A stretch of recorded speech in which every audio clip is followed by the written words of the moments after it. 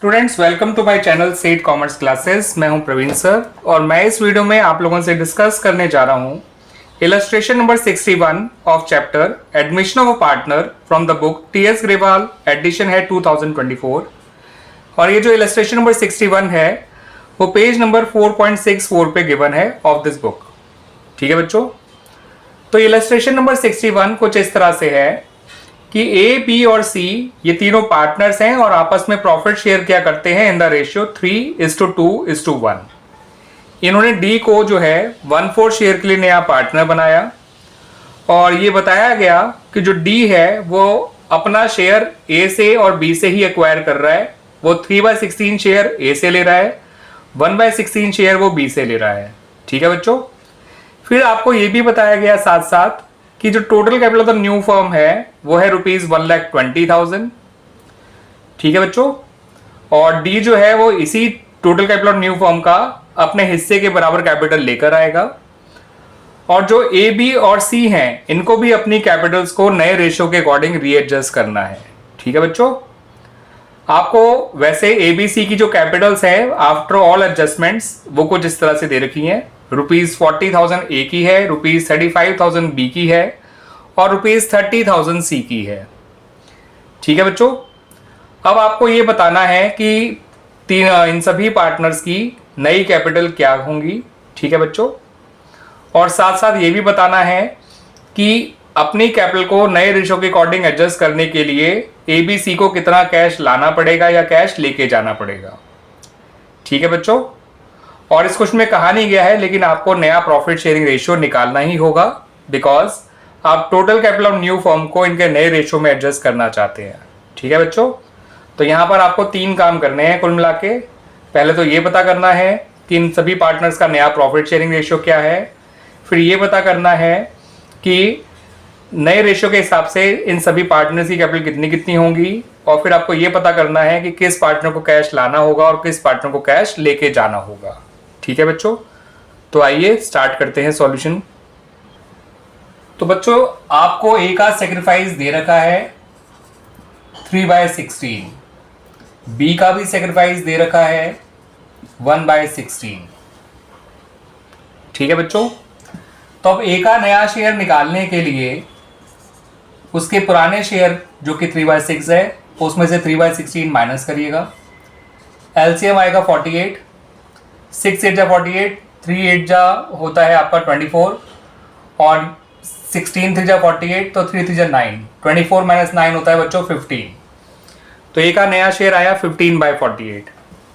B के नए share की बात करें तो बी का नया शेयर आएगा 2/6 - 1/16, एलसीएम 48 आएगा। 6 8 जा 48, 2 8 जा 16 और 16 3 जा 48, 1 3 जा 3, तो 16 - 3 इज 13। तो 13/48 आ गया पी का नया शेयर। सी के नए शेयर की बात करें तो वो तो 1/6 ही रहेगा, मगर इसको हम ले सकते हैं 8/48। ठीक है बच्चों, ऐसे ही डी का नया शेयर जो कि 1/4 है इसे हम लिख सकते हैं 12/48। क्लियर बच्चों, 1/4 कहिए या 12/48 एक ही बात है, 1/6 कहिए या 8/48 एक ही बात है, बट हमने इनको इस तरह से कन्वर्ट इसलिए किया ताकि सबका नया रेशियो निकालना आसान हो जाए। जब डिनोमिनेटर सेम होते हैं सभी के तो नया रेशियो निकालना आसान होता है। ठीक है बच्चों, तो नया रेशियो आ गया 15:13:8:12। This is the new ratio of all the partners. Clear बच्चों, अब जो है आपको बच्चों जो टोटल कैपिटल दे रखी है ₹1,20,000 उसको ए, बी, सी और डी इन सबके नए रेशियो में बांट दीजिए। ऐसा करने से सभी के नई कैपिटल मिल जाएगी जो इनके नए रेशियो के अकॉर्डिंग होगी। ठीक है बच्चों,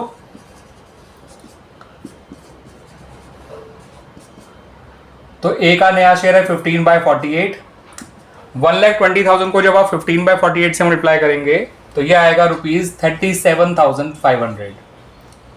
इसको मल्टीप्लाई करेंगे 13/48 से तो ये निकल कर आएगा ₹32,500।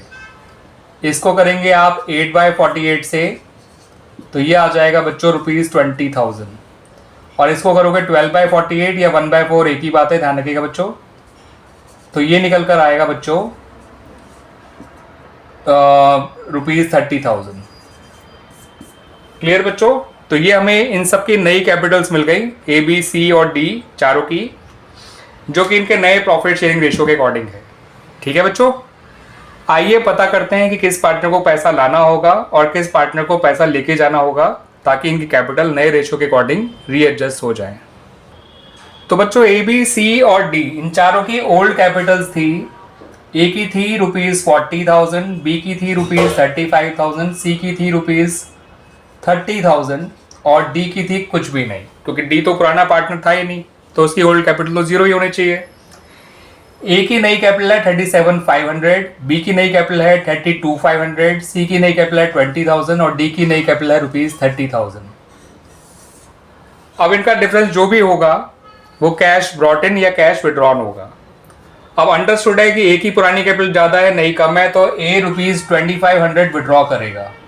ठीक है बच्चों, चलिए ब्रैकेट मत बनाइए, बस लिख दीजिए कि ये क्या करेगा बच्चों, विड्रॉ करेगा कैश। ठीक है बच्चों, बी जो है वो भी विड्रॉ करेगा ₹2500, क्योंकि इसकी पुरानी कैपिटल ज्यादा है, नई कैपिटल कम है, तो बी भी विड्रॉ करेगा। ठीक है बच्चों, सी जो है वो भी विड्रॉ करेगा, उसकी पुरानी कैपिटल ज्यादा है, नई कम है, तो सी भी विड्रॉ करेगा। और डी की तो नई कैपिटल ज्यादा है पुरानी से, तो डी जो है वो लेकर आएगा, यहां ब्रैकेट में हम वहां पे फिलहाल ओल्ड माइनस न्यू कर रहे हैं, दैट्स वाई, तो ये लेकर आएगा ब्रॉट इन, यहां लिखेगा कैश ब्रॉट इन और विड्रॉ। ठीक है बच्चों, फिर जो विड्रॉ कर रहा है उसके ब्रैकेट में विड्रॉ लिख दीजिएगा, जो लेकर आएगा उसके लिए ब्रॉट इन लिख दीजिएगा। क्लियर बच्चों, हमने यहाँ पे ओल्ड माइनस न्यू किया है, तो ये पॉजिटिव आया तो ये विड्रॉ हो जाएगा, नेगेटिव आया तो ये कैपिटल ब्रॉट इन हो जाएगा। डी की पुरानी कैपिटल 0 लीजिएगा, डी की नई कैपिटल 30,000 है, इसका मतलब डी को ₹30,000 लेकर आना है। इन तीनों की पुरानी कैपिटल इनकी नई कैपिटल से ज्यादा है, इसलिए ये सब पैसा विड्रॉ करेंगे। तो क्या जर्नल एंट्रीज बनेंगी बच्चों, वो भी देख लीजिए। डी जो पैसा लेकर आएगा तो उसकी एंट्री बनाइए कैश अकाउंट डेबिट, या बैंक अकाउंट डेबिट भी कर सकते हैं, टू डीज कैपिटल अकाउंट, ये है ₹30,000। और जो ए बी और सी हैं ये तीनों पैसा विड्रॉ करेंगे, तो इसलिए इनके कैपिटल अकाउंट डेबिट हो जाएंगे। जब पार्टनर पैसा विड्रॉ करता है फ्रॉम देयर कैपिटल तो उनकी कैपिटल डेबिट हो जाती है, बिकॉज कैपिटल डिक्रीज हो रही है। ए और बी ने विड्रॉ किया था 2500, सी ने विड्रॉ किया था 10,000, तो टोटल कैपिटल विड्रॉ हुआ ₹15,000। सही है बच्चों, तो इस तरह से हमारा ये क्वेश्चन कंप्लीट हो गया। उम्मीद करता हूं कि आपको ये सॉल्यूशन और मेरा एक्सप्लेनेशन दोनों अच्छी तरह से समझ में आया होगा बच्चों।